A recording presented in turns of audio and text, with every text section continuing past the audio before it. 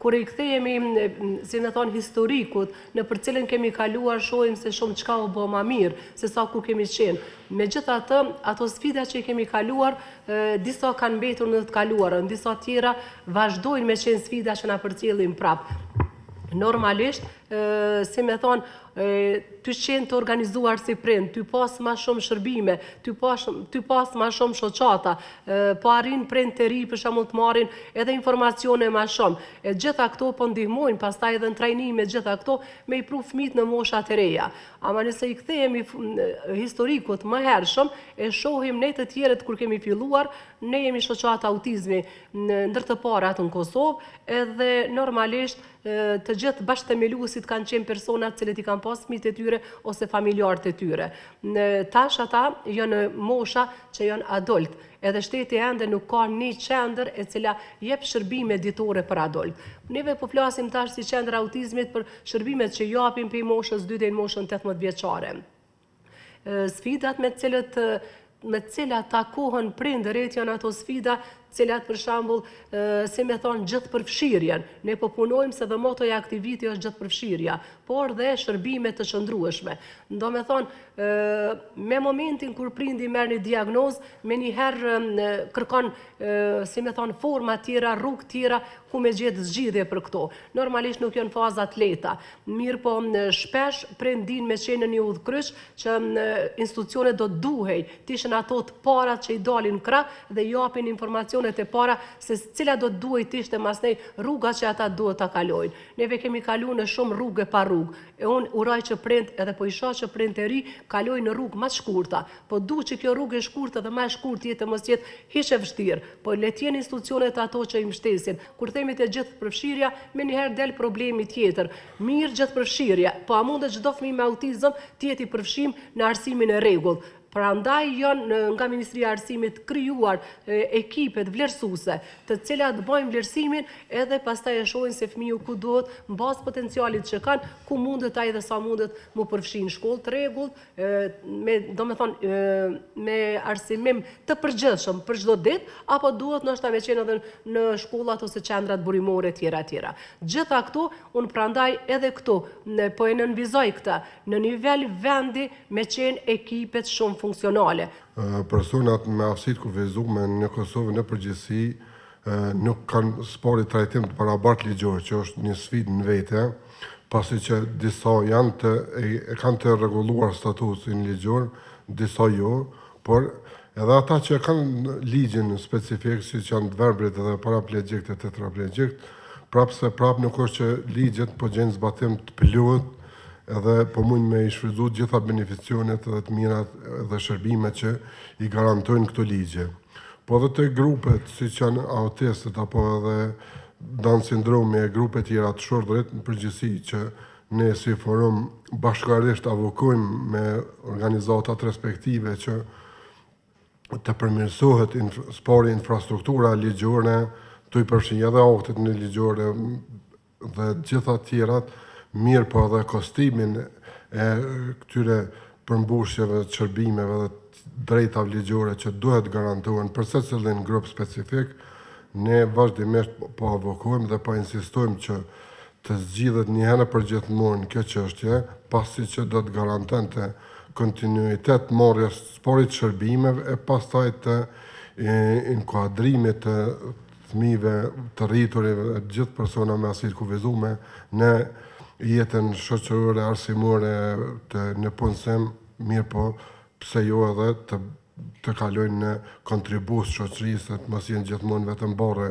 e shoqërisë. Prandaj e shfrytëzoj rastin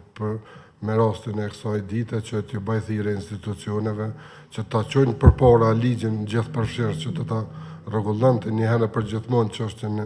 ligjore të statutit persona me aftësi të kufizuar, mirë po edhe pas aprovimit e fuqizimit të ligje të marrin hak pa konkret dhe ta zbatojnë ato siç do të parashihet në ligj dhe në ligje tjera në mënyrë që një herë për gjithmonë të kanë të drejtat e garantuara, mirë po edhe të realizohen ato. Një ndër sfidat kryesore për fëmijët me autizëm, por edhe për prindërit, familjet e tyre, njëkohësisht edhe për ofruesit e shërbimeve për fëmijët me aftësi të kufizuara, e këtë rast për fëmijët me autizëm, është qëndrueshmëria financiare e shërbimeve të ofruara. Pjesa dërmuese e fëmijëve me autizëm, shërbimet i marrin në kuadër të organizatave jo qeveritare, qendrave qoftë ditore apo të specializuara të cilat ofrojnë të shërbime në baza ditore. E përmendi edhe kolegja, zonja Atigje, që këto janë shërbime që ndoshta për dallim prej disa llojeve të tjera të aftësisë së kufizuar, të janë shërbime më intensive, që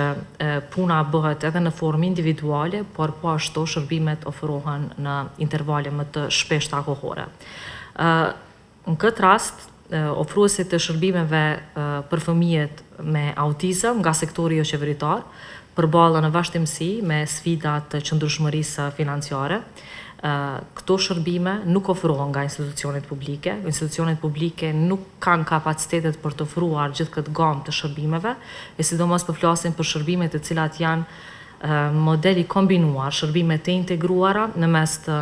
shërbimeve shëndetësore, sociale dhe atyre arsimore. Përderisa këto nuk mund të ofrohen nga institucionet publike, atëherë është modeli kontraktimit, që këto shërbime duhet të kontraktohen nga ofrues të licencuar, sikurse që janë organizata të cilat janë këtu në panel, por edhe të tjera, që ofrojnë shërbime për fëmijët me autizëm. E këtu tash është problemi kryesor, sepse kontraktimi i shërbimeve akoma nuk është i rregulluar në nivelin e duhur. Mbështetja e cila ofrohet, sado që ka pasur rritje, do të me pranu, do më thënë, ndër vite, sidomos viti 2025, këtë vit që jemi, ka një rritje të konsiderueshme të buxhetit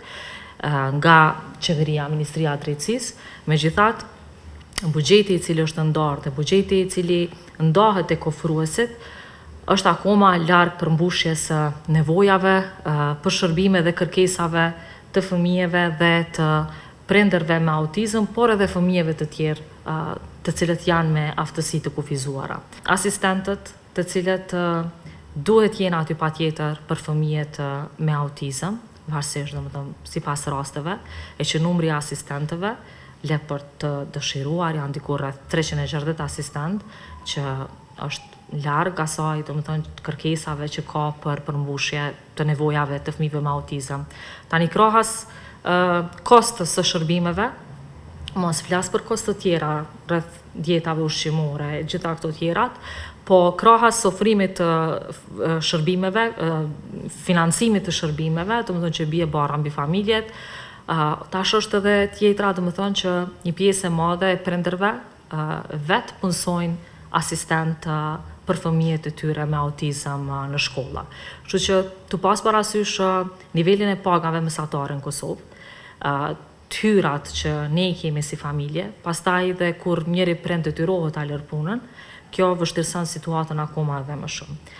Korniza ligjore nuk është aq e avancuar sikurse tek kategoritë e tjera. Ligji i cili u përmend ka filluar të hartohet ligji për vlerësimin, njohjen e statusit, përfitimet dhe shërbimet për personat me aftësi të kufizuar, ka filluar të hartohet në vitin 2016, pra ka rreth 9 vite që ka filluar dhe akoma nuk ka arritur të miratohet, është një kohë shumë e gjatë që ka filluar, domethënë, ky ligj, dhe ky si draft ligj, domethënë ne në vazhdimsi bashkë me organizatat anëtare kemi pasur qëndrimin që duhet me urgjencë të miratohet në mënyrë që të sigurojë një mbrojtje, le të themi,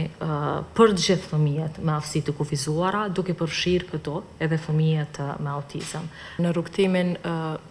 e gjithë përfshirjes ose edhe trajtimit të personave me autizëm, sfidat e din me qenë të ndryshme, mirë po masi veç e kemi këtë 2 prill, e kemi fokus ashtu gjithë përfshirjen, u përmend që mungojnë pjesa e asistentëve në shkolla,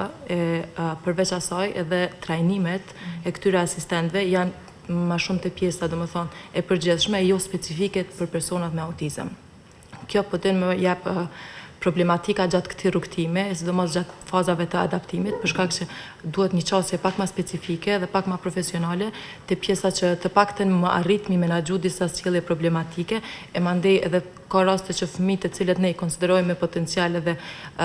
të gatshëm për pjesën, domethënë për pjesën e gjithëpërfshirjes në shkolla, po dinë mu shfaq sfida që munden me qenë për shembull shumë të menaxhueshme ose shumë lehtë të arritshme për fëmijët, po dinë me qenë probleme që mandej po vjen deri te një pikë që po detyrohen qoftë me reduktu pjesën e shkollës së rregullt ose me ndërprerjet pjesë komplet. Kjo është ka një prej sfidave që këto vitet e fundit e kemi pas e që jemi mundu me kapacitetet e tona si organizat në formë vullnetare me ofru trajnime ose konsulta të ndryshme, vizita në shkolla. Në momentet që kemi pas bashkëpunime, kemi arrit që sadopak në këtë pjesë me pas një ndikim të pjesa e trajnimit të ekipës profesionale të shkollave, mirë po prapë nuk mundemi me arrit qatë impaktin për një numër shumë të madh të asistentëve.